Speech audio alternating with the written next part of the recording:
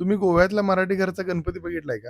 मी गेलेलो गोव्यातल्या एका अशा मराठी घरी, जिथे जवळ-जवळ 80 लोकं एकत्र एका कुटुंबात राहतात. डेकोरेशन करायला सगळ्यांचा सहभाग होतो. बाप्पांच्या आगमनाची तयारी एकदम जोशात चालू होती. या घरच्या सर्व स्त्रिया बाप्पांचा प्रसाद बनवायचं म्हणल्यानंतर आनंदी होत्या. एवढं मोठं कुटुंब गोडीने एकत्र असलेलं फार क्वचित बघायला मिळतं, नाही का?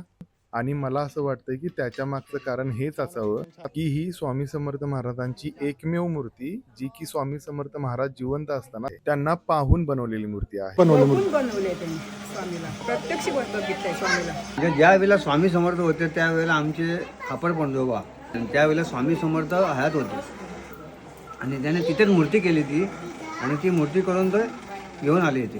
त्यांच्या पारंपरिक पदार्थांनी आमचा पाहुणचार सुरू केला. बाप्पांच्या विराजमानासाठी चिमुकल्यांची पण हजेरी होती. गोव्याच्या पारंपरिक पद्धतीने बाप्पा विराजमान होऊन त्यांची पूजा सुरू झाली. पूजा एकदम उत्साहात चालू होती आणि बाप्पांच्या आवडीचे मोदकही तयार होते. आमचे यजमान सगळे तारकार पेडणेकर कुटुंबीय लहान तर मंडळी दर वर्षा तुमची गणेश चतुर्थीच्या मला त्यांनी क्षणभरही असं वाटू दिले नाही की मी माझ्या घरी नाही. त्यांचा पाहुणचार, प्रेम, काळजी पाहून अक्षरशः मी भावूक झालेलो होतो. मित्राने त्याच्या घरचा इतिहास सांगितला आणि अक्षरशः मी थक्क झालो. 1800 काळात काढलेले ते ग्लास पेंटिंग मी पहिल्यांदाच बघत होतो. त्यांना महाराष्ट्रात आल्यानंतर घरी नक्की यायचं हे सांगून मोठ्यांचा आशीर्वाद घेतला आणि शेवटी बाप्पा